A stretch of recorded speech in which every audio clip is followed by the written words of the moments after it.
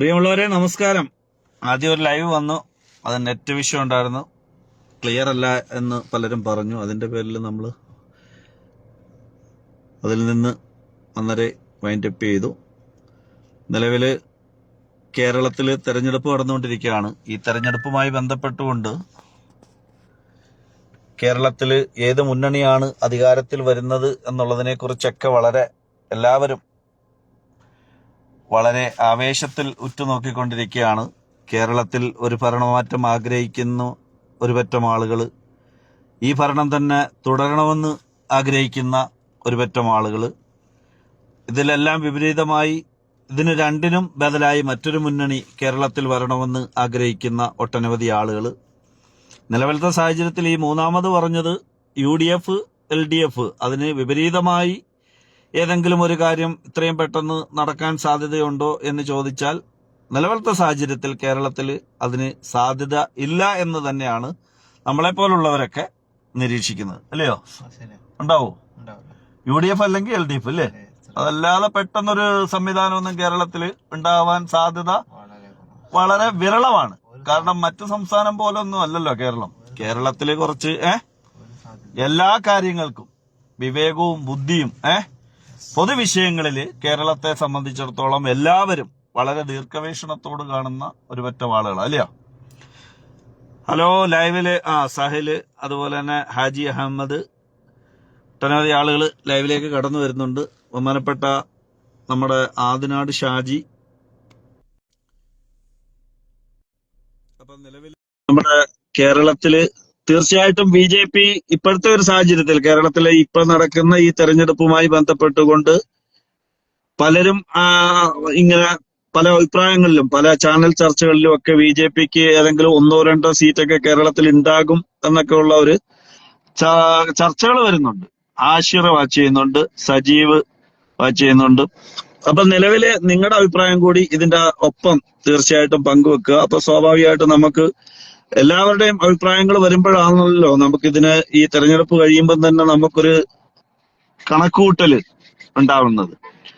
നജ്മുദ്ദീൻ വൈലത്തൂർ, നജ്മേ എന്തൊക്കെയുണ്ട്?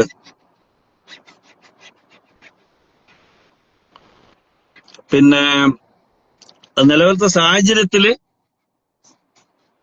BJPക്ക് കേരളത്തില് ഈ പറയുന്ന രീതിയിലുള്ള ഒരു മുന്നേറ്റം ഉണ്ടാക്കാൻ സാധിക്കുമോ എന്നുള്ളതിനെ കുറിച്ചൊക്കെ അതിനിടയിൽ നമ്മൾ പല ചാനൽ ചർച്ചകളിലും പല വാർത്തകളിലുമൊക്കെ ഒരു ഡീല് നടന്നിട്ടുണ്ട് എന്നൊക്കെയുള്ള അവകാശവാദങ്ങൾ ഉന്നയിക്കുന്നുണ്ട്.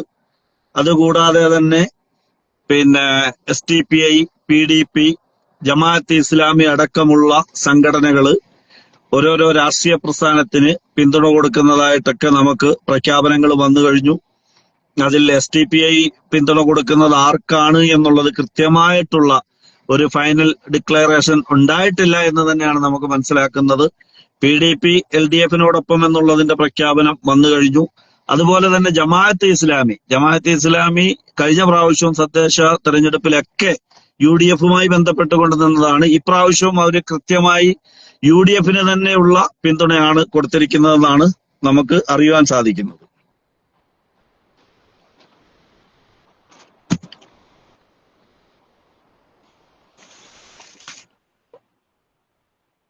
അപ്പൊ നിലവിൽ നിങ്ങളുടെ ഹലോ, സേഫ് ആണോ ലൈനില്? ഹലോ സേഫെ, കേൾക്കാൻ പറ്റുന്നുണ്ടോ? കേൾക്കാം, പറഞ്ഞോളൂ. സേഫിനെ എനിക്ക് കാണാൻ സാധിക്കുന്നില്ല കേട്ടോ. കുഴപ്പമില്ല, അത് ഈ ബ്രോഡ്കാസ്റ്റ് സമയത്ത് ചിലപ്പോൾ അങ്ങനെ ഉണ്ടാവാറുണ്ട്. അതിനുശേഷം ശരിയായിക്കോളും. പറഞ്ഞു. സേഫെ അപ്രതീക്ഷിതമായിട്ട് വന്ന ലൈവാണ്. നമ്മൾ പ്രത്യേകിച്ച് എന്തെങ്കിലും ക്യാപ്ഷനോ മറ്റു കാര്യങ്ങളോ അല്ലെങ്കിൽ മുൻകൂട്ടിയുള്ള മുൻവിധിയോട് കൂടിയൊന്നും വന്ന ലൈവ് അല്ല. നിലവിൽ കേരളത്തിൽ തെരഞ്ഞെടുപ്പ് ചൂടേറിയ മത്സരം നടന്നുകൊണ്ടിരിക്കുകയാണല്ലോ. ഞാൻ നേരത്തെ ഒരു ലൈവ് വന്നപ്പോ താങ്കളുടെ ഒരു ടെക്സ്റ്റ് മെസ്സേജ് അതിന് കമന്റ് ആയിട്ട് വന്നിട്ടുണ്ട്. അത് താങ്കൾ പറഞ്ഞിരിക്കുന്നത് കേരളത്തിൽ ഒരു ഡീല് നടന്നിട്ടുണ്ട് എന്നുള്ളതാണ്. BJP കേരളത്തില് സീറ്റ് പിടിക്കും, ഒരു ഡീല് നടന്നിട്ടുണ്ട് എന്നുള്ളതാണ്. ഏത് രീതിയിലുള്ള ഡീലാണ് താങ്കൾ ഉദ്ദേശിക്കുന്നത്? അല്ലെങ്കിൽ അത് തീർച്ചയായിട്ടും ഒട്ടനവധി ആളുകൾ നമ്മുടെ ഈ ലൈവിൽ ഇപ്പൊ തുടരുന്നുണ്ട്, അവരുകൂടെ കേൾക്കട്ടെ. എന്താണ് താങ്കൾ ഏത് രീതിയിലുള്ള ഡീലാണ് ഉദ്ദേശിക്കുന്നത്? ഏത് സീറ്റാണ് BJP പിടിക്കുമെന്ന് താങ്കൾ പറയുന്നത്? ഇടതുപക്ഷവും എൻ ഡി എയും തമ്മിൽ ഒരു ധാരണയിൽ എത്തിയതായിട്ട് നമുക്ക് സാമൂഹ്യ മാധ്യമങ്ങളിൽ നിന്നത്, പ്രത്യേകിച്ചും ഇടതുപക്ഷോ? അല്ല, പറഞ്ഞു തീർന്നോട്ടെ. വിദേശത്തിരുന്നു നിരീക്ഷണങ്ങൾ, ആ സാമൂഹ്യ മാധ്യമങ്ങളിലും മുഖ്യധാരാ മാധ്യമങ്ങളിലൊക്കെ നിരീക്ഷണങ്ങളുടെ അടിസ്ഥാനത്തിൽ മനസ്സിലാക്കാൻ പറ്റിയത് ഇടതുപക്ഷവും എൻ ഡി എയും തമ്മിൽ ഒരു ധാരണയിൽ എത്തിയിട്ടുണ്ട്. അപ്പൊ അതിന്റെ ഭാഗമായിട്ട് ഒരു പക്ഷേ ബി ജെ പിക്ക് 1-2 സീറ്റുകൾക്ക് സാധ്യതയുണ്ട്. കാരണം ഞാനൊന്ന് ഇടപെട്ടോട്ടെ. ഈ ഇപ്പം തീർച്ചയായിട്ടും ഇടതുപക്ഷവും പിന്നെ ബി ജെ പിയുമായിട്ട് ഒരു ഡീല് നടന്നതായിട്ട് താങ്കൾ പറയുകയും, അങ്ങനെയാണെങ്കിൽ ഏത് ജില്ലയിലാണ്, ഏത് മണ്ഡലമാണ്? പാലക്കാട്ട് ഒരു സാധ്യത കാണുന്നുണ്ട്. വ്യക്തിപരമായിട്ട് എന്റെ ഒബ്സർവേഷനിലുള്ള കാര്യമാണ് ഞാനീ പറയുന്നത്. അല്ല, തീർച്ചയായിട്ടും അതങ്ങനെ തന്നെയാണല്ലോ. നമ്മുടെ ഒരു ഒബ്സർവേഷൻ മാത്രമാണല്ലോ നമുക്ക് പറയാൻ പറ്റുന്നത്, പ്രത്യേകിച്ച് പ്രവാസികൾ. പറഞ്ഞോ. പാലക്കാട്ട് ഒരു സാധ്യത കാണുന്നുണ്ട്. മഞ്ചേശ്വരവും തള്ളിക്കളയുന്നു. ഈ പാലക്കാടും മഞ്ചേശ്വരവും തള്ളിക്കളയണ്ട. പക്ഷെ ഇടതുപക്ഷവുമായിട്ട് ഒരു ഡീല് നടക്കുമ്പോൾ ഇടതുപക്ഷം എന്താണ് അതിൽ നിന്ന് ഉദ്ദേശിക്കുന്നത്? വ്യക്തമായില്ല ചോദ്യം. അതായത് താങ്കള് ഇടതുപക്ഷവും ബി ജെ പിയുമായിട്ട് 2 മണ്ഡലങ്ങളെ ആസ്പദമാക്കിക്കൊണ്ട് ഇവിടെ പറഞ്ഞു അവര് ഡീല് നടന്നിട്ടുണ്ട്. അങ്ങനെയാണെങ്കിൽ തിരിച്ചെന്താണ് ഇടതുപക്ഷം ഉദ്ദേശിക്കുന്നത്, ആഗ്രഹിക്കുന്നത്? ഇടതുപക്ഷത്തിന് അവിടെ രാഷ്ട്രീയമായിട്ട് തോൽപ്പിക്കാൻ മാർഗമില്ലാതെ വരുമ്പോ പിന്നെ ചെയ്യാൻ പറ്റുന്ന ഒരു പണി ഇതാ. അതായത് ബി ജെ പിക്കാളും കൂടുതൽ ശത്രുവാണോ അപ്പം യു ഡി എഫ്? തീർച്ചയായിട്ടും ആണല്ലോ. കേരളത്തിലെ നിലവിലത്തെ സാഹചര്യത്തിൽ അങ്ങനെ ചിന്തിക്കുമെന്ന് തോന്നുന്നുണ്ടോ? ബി ജെ പി ഇടതുപക്ഷത്തിന്റെ ഒരു മുഖ്യ ശത്രുവല്ലല്ലോ. അതിന്റെ നിരവധി കാരണങ്ങൾ നമുക്ക് പറയാൻ സാധിക്കുമല്ലോ. ഈ കഴിഞ്ഞകാല രാഷ്ട്രീയവും ബി ജെ പിയും ഇടതുപക്ഷവും തമ്മിൽ നടത്തിയ ഡീലുകളും ഒക്കെ പൊതുജനങ്ങൾക്ക് അറിയാവുന്ന സംഗതിയാണ്. ഞാൻ പറയുന്നതെന്ന് പറഞ്ഞാൽ തീർച്ചയായിട്ടും പ്രബുദ്ധമായ കേരളം ഇന്ത്യയിലെ മറ്റു സംസ്ഥാനങ്ങളിൽ നിന്നൊക്കെ വിഭിന്നമായി വളരെ രാഷ്ട്രീയത്തിനും മതത്തിനും ഒക്കെ അതീതമായി ചിന്തിക്കുന്ന കുറെ ജനങ്ങള്, ഭൂരിഭാഗം ജനങ്ങളുള്ള കേരളത്തില് സ്വാഭാവികമായിട്ടും ഒരു വർഗീയ മുന്നണിക്ക് മുന്നോട്ട് വരുവാനുള്ള പഴുതുകൾ ഏതെങ്കിലും U D F L D F തുറന്നു കൊടുക്കുമെന്ന് താങ്കൾ വിശ്വസിക്കുന്നുണ്ടോ? യു ഡി എഫ് തുറന്നു കൊടുക്കത്തില്ല. പക്ഷെ എൽ ഡി എഫിനെ സംബന്ധിച്ചിടത്തോളം അല്ല, യു ഡി എഫ് തുറന്നു കൊടുക്കത്തില്ല എന്ന് അങ്ങനെ അങ്ങോട്ട് പറയുമ്പോൾ ഞാൻ വേറൊരു കാര്യം കൂടി ഈ അവസരത്തിൽ ചോദിക്കുകയാണ്. പിന്നെ P D P S T P I L D എഫിന് പിന്തുണ കൊടുക്കുവാന്ന് ഉള്ള ഒരു ധാരണ വന്നപ്പോൾ ജമാഅത്തെ ഇസ്ലാമിയുടെ പിന്തുണ യു ഡി എഫ് പൂർണ്ണമായി മേടിച്ചിട്ട് ഇത് രണ്ടും വർഗീയ പാർട്ടികളാണെന്ന് പറഞ്ഞിട്ട് ജമാഅത്തെ ഇസ്ലാമിയെ പിന്നെ അവരെ സംരക്ഷിക്കുന്ന രീതിയിലുള്ള അഭിപ്രായമാണല്ലോ അങ്ങനെ വന്നത്. അങ്ങനെ ആവുമ്പോ ഈ ബി ജെ പിയും ജമാഅത്തെ ഇസ്ലാമിയും തമ്മിൽ ഏതെങ്കിലും വ്യത്യാസമുണ്ടോ? ചോദ്യം ഒന്നുകൂടെ പറഞ്ഞേ, വ്യക്തമായില്ല. ജമാഅത്ത് അതായത് P D P S T P I L D എഫിന് പിന്തുണ കൊടുത്തു. എസ് ടി പി ഐ പൂർണ്ണമായി പിന്തുണ, അത് ഔദ്യോഗിക ഡിക്ലറേഷൻ വന്നിട്ടില്ല. പക്ഷേ P D P L D എഫിന് പിന്തുണ കൊടുത്തു. ഓക്കെ, അപ്പൊ അവരുടെ പിന്തുണ എൽ ഡി എഫിന് കൊടുത്തപ്പം Jamaat-e Islami already U D എഫിന് പിന്തുണ കൊടുത്തിട്ടുണ്ട്. P D P S T P ഐയും വർഗീയവാദികളാണെന്ന് പ്രചരിപ്പിക്കുവാൻ മുന്നിൽ നിൽക്കുന്നവര് അപ്പൊ ജമാഅത്തെ ഇസ്ലാമിയുടെ പിന്തുണ മേടിച്ച അവര് വർഗീയ പാർട്ടി അല്ലയോ? ഈ തെരഞ്ഞെടുപ്പ് സമയത്ത് നമ്മള് ഈ പറയുന്ന ആശയങ്ങളെ തരംതിരിച്ച് കാണേണ്ടതില്ല. എന്റെ വ്യക്തിപരമായ അഭിപ്രായം കേട്ടോ, ഔദ്യോഗികമായ അഭിപ്രായം ഞാൻ പറയേണ്ടതില്ലല്ലോ. എന്റെ വ്യക്തിപരമായ അഭിപ്രായം, സ്വാഭാവികമായിട്ട് ഓരോ പ്രദേശത്തെ രാഷ്ട്രീയ അന്തരീക്ഷത്തിൽ ഓരോ ജനങ്ങളും തീരുമാനമെടുക്കും. അത് നേതൃത്വം എത്ര പറഞ്ഞാലും, ഇപ്പം ജമാഅത്ത് ഇസ്ലാമി ആയാലും എസ് ഡി പി ഐ ആയാലും പി ഡി പി ആയാലും ഇനി വേറെ ഏത് സംഘടനയായിക്കോട്ടെ, അതിന്റെ നേതാക്കളൊക്കെ അഭിപ്രായങ്ങൾ പറയാറുണ്ടെങ്കിലും ഈ പ്രബുദ്ധരായ മലയാളിയെ സംബന്ധിച്ചിടത്തോളം അവനവന്റെ വ്യക്തിപരമായ തീരുമാനമാകും. ഞാൻ അതിനകത്ത് അല്ല, നിലവില് നമ്മുടെ ത്രിതല പഞ്ചായത്ത് തെരഞ്ഞെടുപ്പ് അല്ലെങ്കിൽ മറ്റേതെങ്കിലും കാര്യങ്ങളൊക്കെ വരുമ്പോൾ സ്വാഭാവികമായിട്ട് നമ്മൾ രാഷ്ട്രീയത്തിന് അതീതമായി തന്നെയാണ് നമ്മളെല്ലാവരും അത് തിരഞ്ഞെടുക്കുന്നത്. പക്ഷെ പിന്നെ അസംബ്ലി അല്ലെങ്കിൽ പാർലമെന്റ് തെരഞ്ഞെടുപ്പൊക്കെ വരുമ്പോൾ സ്വാഭാവികമായിട്ടും രാഷ്ട്രീയത്തിന് മുൻതൂക്കം കൊടുത്തുകൊണ്ടായിരിക്കുമല്ലോ അവര് തീർച്ചയായിട്ടും അതിനെ മുന്നോട്ട് പോകുന്നത്. അപ്പൊ ഇതൊക്കെ ഒരു മാനദണ്ഡം അല്ലയോ? രാഷ്ട്രീയത്തിന് മുൻതൂക്കം കൊടുക്കുന്നതുകൊണ്ടാണ് ഈ എൽ ഡി എഫും എൻ ഡി എയും കൂടെ ചേർന്നിട്ട് ഇത്തരം ഒരു തീരുമാനം എടുത്തേക്കുന്നത്. ഏത് വിധത്തിലും യു ഡി എഫ് ഭരണത്തിൽ വരുന്നതിന് തടയിടാൻ പറ്റുന്ന രീതിയിലുള്ള ഒരു സംവിധാനം. ഞാൻ ഇതിനകത്ത് എന്തെങ്കിലും ഇച്ചിരി വീണ്ടും എടുത്ത് ചോദിക്കുമ്പോൾ സാഹിബ് എന്നെ അത് മറ്റൊരു രീതിയിലേക്ക് പിന്നെ ഒരു വൈഡായിട്ട് ചിന്തിക്കണ്ട കേട്ടോ. ഇല്ല, അത് എടുത്തു കാണിക്കുന്നതുകൊണ്ട് ഉദ്ദേശിക്കുന്നത് എന്താണെന്നുള്ളത് അറിയാം, എനിക്ക് മനസ്സിലാവും. പക്ഷെ ഞാനത് ഈ അവസരത്തിൽ പരസ്യമായിട്ട് പറയത്തില്ല. കാര്യം ഈ തെരഞ്ഞെടുപ്പിന്റെ സമയത്ത് ഒരുപക്ഷെ എന്നെ അറിയുന്ന ആരെങ്കിലും ഈ ലൈവ് കാണുകയാണെന്നുണ്ടെങ്കിൽ ലൈവ് അത് കാണുന്നുണ്ടല്ലോ, ആളുകൾ കാണുന്നുണ്ട്. UDF അത് ദോഷം ചെയ്യരുത്. ഞാൻ സെയ്ഫിനെ ഈ വീഡിയോയിൽ കൊണ്ടുവന്നത് തന്നെ സെയ്ഫ് ഇങ്ങനെ, അതായത് ഒരു ഡീല് നടന്നിട്ടുണ്ട് എന്നുള്ളത് പറഞ്ഞപ്പോ തന്നെ സ്വാഭാവികമായിട്ടും നമ്മളത് പൊതുസമൂഹത്തോട് പറയേണ്ട ഒരു കാര്യമാണല്ലോ. ഡീല് നടന്നിട്ടുണ്ടെന്നുള്ളത് റിസൾട്ട് വരുമ്പം ഏറെക്കുറെ കാര്യങ്ങൾ നമുക്ക് മനസ്സിലാക്കാൻ സാധിക്കും. ഇനി നമുക്ക് കരുനാഗപ്പള്ളിയിലേക്ക് പോവാം. കരുനാഗപ്പള്ളിയിൽ സെയ്ഫും ഞാനും നിലകൊള്ളുന്ന ഒരു മണ്ഡലമാണ് കരുനാഗപ്പള്ളി. കരുനാഗപ്പള്ളിയില് ഇടതുപക്ഷ ജനാധിപത്യ മുന്നണിയുടെ സീറ്റായിരുന്നല്ലോ കരുനാഗപ്പള്ളി. അവിടെ പിന്നെ ബഹുമാനപ്പെട്ട CR മഹേഷ് കഴിഞ്ഞ പ്രാവശ്യം ജനവിധി നേടി അവിടുത്തെ സിറ്റിംഗ് MLA ആയ രാമചന്ദ്രൻ സാറിനെ പരാജയപ്പെടുത്തിക്കൊണ്ട് വൻപിച്ച ഭൂരിപക്ഷത്തോടു കൂടി കടന്നു വന്ന ഒരു മണ്ഡലമാണ് കരുനാഗപ്പള്ളി. അത് വീണ്ടും ആവർത്തിക്കും, ഈ റിസൾട്ട് വരുമ്പോഴും ആവർത്തിക്കും. പെട്ടെന്ന് തന്നെ അങ്ങ് പറഞ്ഞതോ ആവർത്തിക്കുമെന്ന്? ആവർത്തിക്കും, തീർച്ചയായിട്ടും ആവർത്തിക്കും, ഒരു സംശയം. അവിടെ ശക്തമായ ഒരു മത്സരം മറ്റു കാര്യങ്ങളൊന്നും നടക്കുന്നില്ലെന്ന് തന്നെയാണോ താങ്കളുടെ വിലയിരുത്തല്? ഇടതുപക്ഷത്തിനെ സംബന്ധിച്ചിടത്തോളം ഒരു ശക്തനായ അല്ലെങ്കിൽ ഒരു ശക്തിയായ സ്ഥാനാർത്ഥിയെ, ഒരു സ്ത്രീ എന്ന നിലയ്ക്ക് ചിലപ്പോൾ അങ്ങനെ തിരുത്തി പറയേണ്ടിയിരിക്കുന്നത്, ഒരു ശക്തിയായ സ്ഥാനാർത്ഥിയെ കിട്ടിയില്ല. പുറത്തുനിന്ന് കാണാൻ മത്സരിക്കാൻ ഒരാളും വന്നതുമില്ല. കാര്യം വരത്തില്ല. കാര്യം ഈ പരാജയം ഉറപ്പിച്ചു കഴിഞ്ഞാൽ പിന്നെ സമയം മെനക്കെടുത്തേണ്ട കാര്യമില്ലല്ലോ. മഹേഷിന് ശക്തമായ ഒരു പോരാളിയെ കൊടുക്കുവാൻ പിന്നെ ഓപ്പോസിഷൻ പാർട്ടിക്ക് കഴിഞ്ഞില്ലെന്ന് തന്നെയാണോ വിലയിരുത്തുന്നത്? തീർച്ചയായിട്ടും. കാര്യം കഴിഞ്ഞ തെരഞ്ഞെടുപ്പിൽ CR മഹേഷ് നേടിയെടുത്ത ഭൂരിപക്ഷം കേരളം മൊത്തം ചർച്ച ചെയ്ത ഏതാണ്ട് 29,000 സംതിങ് വോട്ടാണ്. അദ്ദേഹത്തിന്റെ ആ പ്രവർത്തനം, ഈ അദ്ദേഹത്തിനെ സംബന്ധിച്ചിടത്തോളം രാഷ്ട്രീയം ഉണ്ടെങ്കിലും ഈ പൊതുജനങ്ങളുടെ ഇടയിലേക്ക് വരുമ്പം രാഷ്ട്രീയം മാറ്റിവെച്ചിട്ട് ഒരു പൊതുജന മധ്യത്തിൽ അദ്ദേഹം സ്വീകാര്യനാണെന്നുള്ളതിനെ കുറിച്ച് സ്വാഭാവികമായിട്ടും നമ്മൾ ഈ നോക്കിക്കാണുന്ന എല്ലാവർക്കും അദ്ദേഹത്തിന്റെ ഓരോ വീഡിയോസുകളും മറ്റു കാര്യങ്ങളും ഒക്കെ കണ്ടുകൊണ്ടിരിക്കുകയാണല്ലോ. അപ്പൊ അതോടൊപ്പം തന്നെ 5 വർഷം വേണ്ട രീതിയിലുള്ള വികസനങ്ങളൊന്നും നടന്നില്ലെന്നുള്ള ഒരു ആക്ഷേപമാണ് ഓപ്പോസിഷൻ പാർട്ടി നടത്തിക്കൊണ്ടിരിക്കുന്നത്.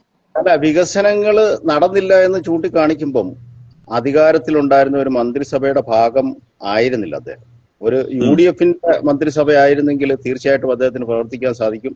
ഇനി വരുന്ന തെരഞ്ഞെടുപ്പിൽ വിജയത്തിന് ശേഷം UDFന്റെ മന്ത്രിസഭ വരുമ്പോൾ അദ്ദേഹത്തിന് വളരെ ഉത്തരവാദിത്തപ്പെട്ട ഒരു സ്ഥാനം അദ്ദേഹത്തിന് ലഭിക്കും മന്ത്രിസഭയിൽ. അദ്ദേഹം കരുനാഗപ്പള്ളിയിൽ നിന്ന് ഒരു മന്ത്രിയാവും എനിക്ക് യാതൊരു സംശയവുമില്ല. അത് വരുന്ന കാലഘട്ടത്തിൽ വികസന കാര്യമായിട്ട് അദ്ദേഹത്തിന് വിനിയോഗിക്കാൻ സാധിക്കുകയും ചെയ്യും. അതോടൊപ്പം തന്നെ വേറൊരു കാര്യം കൂടി ചോദിക്കുക. കേരളത്തിലെ വീണ്ടും പിണറായി ഗവൺമെന്റ് അല്ലെങ്കിൽ ബദലായിട്ട് UDFന്റെ മന്ത്രിസഭ ഉണ്ടാവുമോ? UDFന്റെ മന്ത്രിസഭയെ വരത്തുള്ളൂ, അതിനകത്ത് തർക്കമൊന്നുമില്ല. ഹലോ, കേൾക്കാൻ സാധിക്കുന്നുണ്ടോ? ഹലോ, കേട്ടോ, പറഞ്ഞത് കേട്ടോ. ചോദിച്ചത് UDFന്റെ മന്ത്രിസഭ അധികാരത്തിൽ വരുമോ എന്നാണെന്ന് എനിക്ക് തോന്നുന്നു. ശബ്ദം അത്ര വ്യക്തമായില്ല.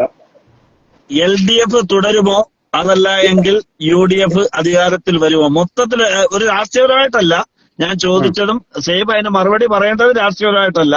മൊത്തത്തിൽ നിലവിലെ കേരളത്തിൽ നമ്മൾ നോക്കി കാണുമ്പോൾ ഉണ്ടാകുന്ന നിലവിലത്തെ സാഹചര്യവും അതുപോലെ തന്നെ ഈ 10 വർഷത്തെ ഗവൺമെന്റിന്റെ ഭരണ പ്രവർത്തനങ്ങളും ഒക്കെ വിലയിരുത്തിക്കൊണ്ടുള്ള ഒരഭിപ്രായം. ഇനി എന്തായാലും ഒരു 2-3 വർഷത്തേക്ക് 2-3 ടേംസിലേക്ക് ഇവര് എത്തത്തില്ല, LDFന് എത്താൻ സാധിക്കത്തില്ല. ആ രീതിയിലേക്ക് കേരളത്തിന്റെ അവസ്ഥ ഇവർ മാറ്റിയിട്ടുണ്ട്. PR വർക്കല്ലാതെ കാര്യമായ പുരോഗതികൾ കേരളത്തിൽ ഉണ്ടാക്കിയിട്ടില്ല. ഈ കഴിഞ്ഞ 2 തവണയും അവരാണ് ഭരിച്ചത്. അതിനകത്ത് ഖേദിക്കുന്ന മലയാളികളാ ഭൂരിപക്ഷം ഉള്ളത്. അതുകൊണ്ട് ഒരു 3 ടേംസിന്, ഒരു 2-3 ടേംസിന് ഇനി ഇടതുപക്ഷത്തിന് ഒരു സാധ്യതയും കേരളത്തിലുണ്ടാകും. മുകളിൽക്കൂടെ ഉണ്ട്, എന്തുവാ അലർട്ട് വന്നു കഴിഞ്ഞാൽ ഞാൻ വെച്ചിട്ട് ഓടിക്കളയും കേട്ടോ. ഈ അവസരത്തിൽ മുകളിൽ കൂടെ ഒരു ഫൈറ്റർ ജെറ്റ് പോകുന്നുണ്ട്. അത് പറയണ്ട, ആ വിഷയങ്ങളൊന്നും പറയണ്ട. ഓക്കെ, എന്തെങ്കിലും അസൗകര്യം ഉണ്ടെങ്കിൽ കട്ട് ചെയ്ത്, നോ പ്രോബ്ലം. പിന്നെ അല്ല, അതുകൂടി ഈ കാര്യം പറയണല്ലോ. അല്ല, നിലവിലത്തെ സാഹചര്യത്തിൽ അത് പറയാൻ പറ്റത്തില്ലെന്ന് നമുക്ക് എല്ലാവർക്കും അറിയാവുന്ന ഒരു കാര്യം. പിന്നെ അപ്പൊ ഈ കേരളത്തില് വീണ്ടും LDF അധികാരത്തിൽ വരുത്തില്ല, UDF വരുമെന്ന് അർത്ഥശങ്കയ്ക്കിടയില്ലാതെ താങ്കൾ പറയുകയാണില്ലയോ? 100% ഉറപ്പിച്ച് പറയാം. അപ്പൊ ഈ കേരളത്തിൽ നടന്ന വികസനങ്ങളൊന്നും ഈ പൊതുജനങ്ങള് തിരസ്കരിക്കണമെന്നാണോ പറയുന്നത്? കേരളത്തിൽ എന്തൊക്കെ നടന്നെന്ന് പറയട്ടെ. കേരളത്തിൽ എന്തൊക്കെ അത് സ്വാഭാവികമായിട്ടും നമ്മള് രാഷ്ട്രീയപരമായിട്ട് വർത്തമാനം പറയേണ്ടതല്ലല്ലോ. കേരളത്തിൽ എന്ത് നടന്നിട്ടുണ്ട് എന്ത് നടന്നില്ല എന്നുള്ളത് ഇപ്പം സേബും ഞാനും മറച്ചു വെച്ചാലും പൊതുജനങ്ങള് എപ്പോഴും പൊതുജനങ്ങളാണല്ലോ നമ്മളെ എല്ലാം മുന്നോട്ട് നയിക്കുന്നത്. ഇപ്പൊ ഈവൻ നമ്മൾ ഈ വീഡിയോ തന്നെ കാണണമെന്നുണ്ടെങ്കിൽ 10 പേര് കണ്ടില്ലേ പിന്നെ നമ്മൾ സംസാരിച്ചിട്ട് കാര്യമില്ലല്ലോ. ഉണ്ടോ? അല്ല, ഈ കഴിഞ്ഞ കാലഘട്ടത്തിൽ കേരളത്തില് LDF സർക്കാർ നടത്തിയ വികസന ഇടയിൽ ഒരുപാട് പേര് ലൈവിലുണ്ട്. അവരുടെ ഹായ്, എല്ലാവർക്കും ഹായ് ഹായ് ഹായ്. പറഞ്ഞോ. നിസ്സാർക്ക് ഒന്ന് എടുത്തു പറ, രാഷ്ട്രീയം ഇല്ലെങ്കിൽ നിസ്സാർക്ക് ഒന്ന് എടുത്തു പറ. അല്ല, തീർച്ചയായിട്ടും വരും ദിവസങ്ങളിൽ ഏതാണ്ട് തെരഞ്ഞെടുപ്പ് 9-ാം തീയതി ആണല്ലോ, ഒരു 5-6 ആകുമ്പോഴത്തേക്ക് തീർച്ചയായിട്ടും വിശാലമായ ഒരു ലൈവിൽ വരുമ്പോൾ അതിനകത്ത് എല്ലാ കാര്യങ്ങളും നമുക്ക് പരാമർശിക്കാം. അവസരം കിട്ടട്ടെ. തീർച്ചയായിട്ടും. അപ്പൊ നിലവിലത്തെ സാഹചര്യം കരുനാഗപ്പള്ളി അതുപോലെ തന്നെ കൊല്ലം ജില്ലയില് UDF അനുകൂലമായ ഒരു സാഹചര്യമാണ്. സർവേയിൽ ഏതാണ്ട് 2 സീറ്റ് എങ്ങാണ്ടാണ് പറയുന്നത് UDF. ചിരിച്ചോളരുത്. അല്ല, ഞാൻ പറഞ്ഞല്ല. സർവേയൊക്കെ ബോർഡ് ചെയ്യുന്ന സർവേകളാ. പ്രത്യേകിച്ചും കരുനാഗപ്പള്ളി CR ഹൗസിന്റെ സർവേ പല ഉത്തരവാദിത്തപ്പെട്ട ചാനലുകളുടെ അല്ലെങ്കിൽ അറിയപ്പെടുന്ന പ്രമുഖ ചാനലുകളുടെ പല സർവേ വന്നിട്ടുണ്ട്. ആ 2 സീറ്റിൽ ഒരുപക്ഷെ ഒരെണ്ണം കരുനാഗപ്പള്ളി ആയിരിക്കുമല്ലോ. ഞാൻ പറഞ്ഞിട്ട് പ്രാദേശികമായിട്ടുള്ള സോഷ്യൽ മീഡിയയിലെ ചാനലുകൾ പെയ്ഡായിട്ട് പിന്നെ LDF അനുകൂലമായിട്ടും NDA അനുകൂലമായിട്ടും ഒക്കെ നിരവധി സാമൂഹ്യ മാധ്യമങ്ങളിലൂടെ പ്രചരിപ്പിക്കുന്നു. അപ്പൊ അതൊന്നും വലിയ ഗൗരവത്തിൽ എടുക്കത്തില്ല. സംബന്ധിച്ചിടത്തോളം വിജയം ഉറപ്പാണ്. ഈ പ്രാവശ്യം കരുനാഗപ്പള്ളിയിൽ എനിക്ക് തോന്നുന്നു BJPയുടെ കൊല്ലം ജില്ലാ പ്രസിഡന്റ് തന്നെയാണ് തെരഞ്ഞെടുപ്പിനെ നേരിടുന്നത്. അങ്ങനെയാണെങ്കിൽ BJP പിടിക്കുന്ന വോട്ടിൻ പാറ്റേൺ ഏതെങ്കിലും മുന്നണികൾക്ക് പിന്നെ ക്ഷീണം വരുത്തുമോ? വ്യക്തിപരമായിട്ട് ജിതിൻ ദേവിനെ ഞാൻ മനസ്സിലാക്കിയെടുത്തോളാം. അദ്ദേഹത്തെ അതിനെ അടുപ്പില്ലെങ്കിലും സാമൂഹ്യ മാധ്യമങ്ങളിലൂടെ ഒക്കെ മനസ്സിലാക്കിയെടുത്തോളം അദ്ദേഹം പൊതുജനങ്ങളുടെ ഇടയിൽ ഒരു BJPക്ക് കിട്ടാവുന്നതിലും ഏറ്റവും നല്ല സ്ഥാനാർത്ഥിയാണ് കരുനാഗപ്പള്ളി കിട്ടിയിരിക്കുന്നത്. രാഷ്ട്രീയം കാണുന്നില്ല ഞാൻ. പിന്നെ CRന്റെ പ്രഭാവത്തിനെ തകർക്കാനുള്ള പ്രവൃത്തിയെ തകർക്കാനുള്ള ഒരു കാര്യശേഷി ഈ അത്തരത്തിലില്ല എന്നുള്ളത് കൂടി പിന്നെ ഇടതുപക്ഷ താരയാണ് മത്സരിക്കുന്നത്. താരയെ സംബന്ധിച്ചിടത്തോളം അദ്ദേഹത്തിന് ഒരുപക്ഷെ പാരമ്പര്യമായിട്ടൊരു താര മുൻ XMLA BM ഷെരീഫിന്റെ മകളാണ്, അറിയാമല്ലോ.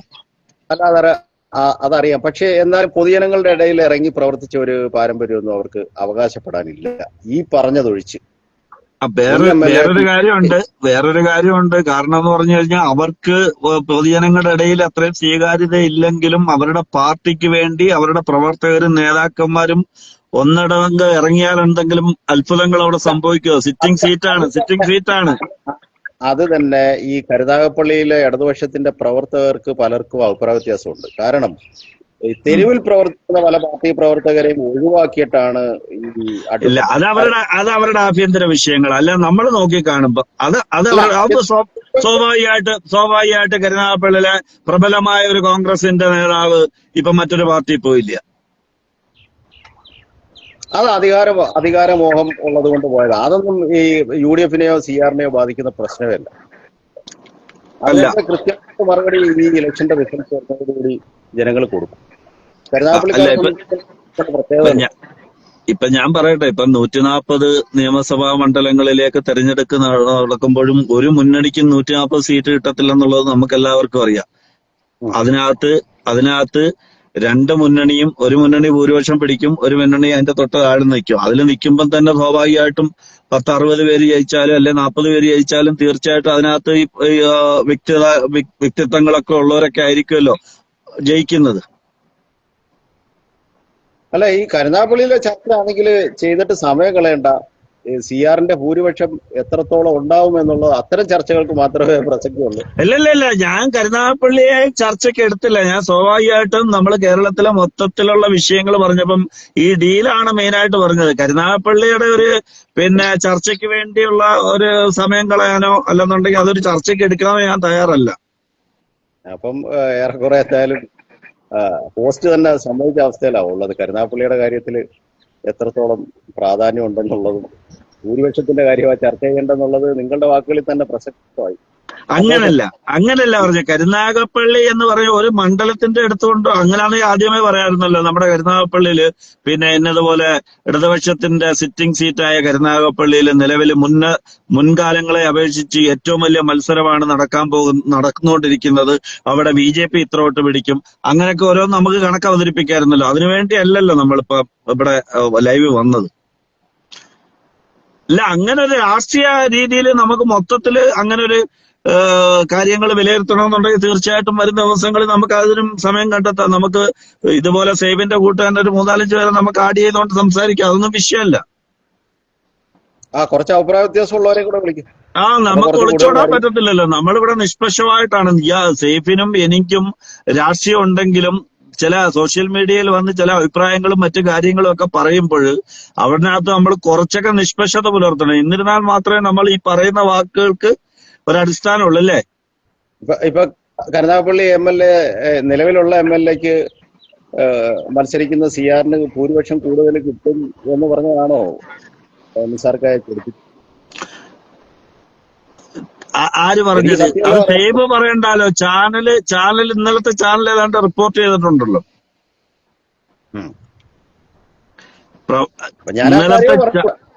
എന്നെ സംബന്ധിച്ചിടത്തോളം ഞാൻ വളരെ പ്രാധാന്യത്തോടു കൂടി കാണുന്ന ഒരു പ്രദേശമാണ് കരുനാഗപ്പള്ളി. എന്ന നിലയ്ക്ക് എന്നെ സംബന്ധിച്ചിടത്തോളം CR അധികാരത്തിലെത്തുമ്പം അദ്ദേഹം ആരോഗ്യമന്ത്രി ആയിരിക്കണം എന്നതാണ് എന്റെ അഭിപ്രായം. തീർച്ചയായിട്ടും ഓരോ UDF-കാർക്കും അവരുടേതായിട്ടുള്ള നേതാക്കന്മാര് അതിനെ പ്രതികരിച്ചിരിക്കുന്ന സ്ഥാനാർത്ഥികളൊക്കെ മത്സരിക്കുമ്പോൾ അവർ വിജയിക്കണം, അവർ തീർച്ചയായിട്ടും ഉന്നതങ്ങളിലൊക്കെ എത്തണമെന്ന് സ്വാഭാവികമായിട്ട് ആഗ്രഹിക്കും. ആ കൂട്ടത്തിൽ സൈബ് ആഗ്രഹിക്കുന്നു. അതിനകത്ത് നമ്മൾ ഒരു കാരണവശാലും കുറ്റം പറയാൻ തയ്യാറുമല്ല.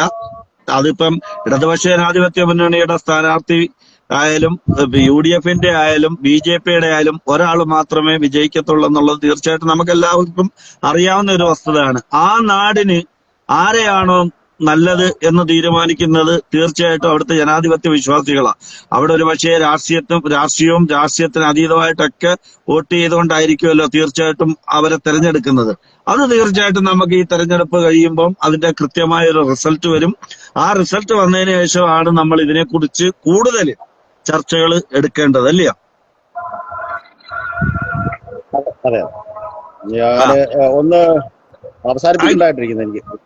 തീർച്ചയായിട്ടും മറ്റൊരു അവസരത്തിൽ കാണാം. വളരെ സന്തോഷം തിരക്കിനിടയിലും പങ്കെടുത്തതിൽ. Okay, thank U.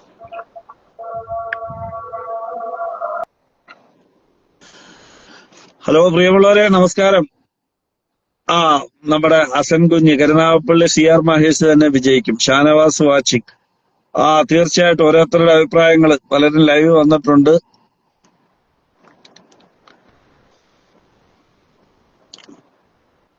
നിങ്ങളുടെ അഭിപ്രായങ്ങളോട് പറഞ്ഞോളൂ. ഇപ്പൊ നിലവിൽ കേരളത്തിലുടനീളം നടക്കുന്ന തെരഞ്ഞെടുപ്പ് ശക്തമായിട്ടുള്ള രീതിയിൽ വാശിയേറിയ ഒരു മത്സരമാണ് നടന്നുകൊണ്ടിരിക്കുന്നത്. LDF ആണോ UDF ആണോ എന്നൊക്കെയുള്ളത് തീർച്ചയായിട്ടും നമുക്ക് തെരഞ്ഞെടുപ്പിന് ശേഷമേ അറിയുവാൻ സാധിക്കുകയുള്ളൂ. എന്തായാലും നമ്മുടെ രാജ്യത്തിന് ഉതകുന്ന രീതിയിലുള്ള നല്ല ഗുണപരമായിട്ടുള്ള രീതിയിലുള്ള നമ്മുടെ സംസ്ഥാനം ഓരോ ദിവസം കഴിയുന്തോറും വികസനത്തിലേക്ക് പോകുവാനും ദീർഘവീക്ഷണത്തോടുകൂടി കാര്യങ്ങളൊക്കെ നോക്കി കാണുന്ന അധികാരികളെ നമുക്കെല്ലാവർക്കും, പൊതുജനങ്ങൾക്കെല്ലാവർക്കും കൊണ്ടുവരാൻ കഴിയട്ടെ എന്ന് ആത്മാർത്ഥമായി പ്രാർത്ഥിക്കുന്നു, ആശംസിക്കുന്നു. മറ്റൊരവസരത്തിൽ തീർച്ചയായിട്ടും ഇതേ തെരഞ്ഞെടുപ്പ് വിഷയവുമായി ബന്ധപ്പെട്ടുകൊണ്ട് വരും എന്ന് പറഞ്ഞുകൊണ്ട് തൽക്കാലം നിർത്തുന്നു. നന്ദി, നമസ്കാരം. Thank you for watching.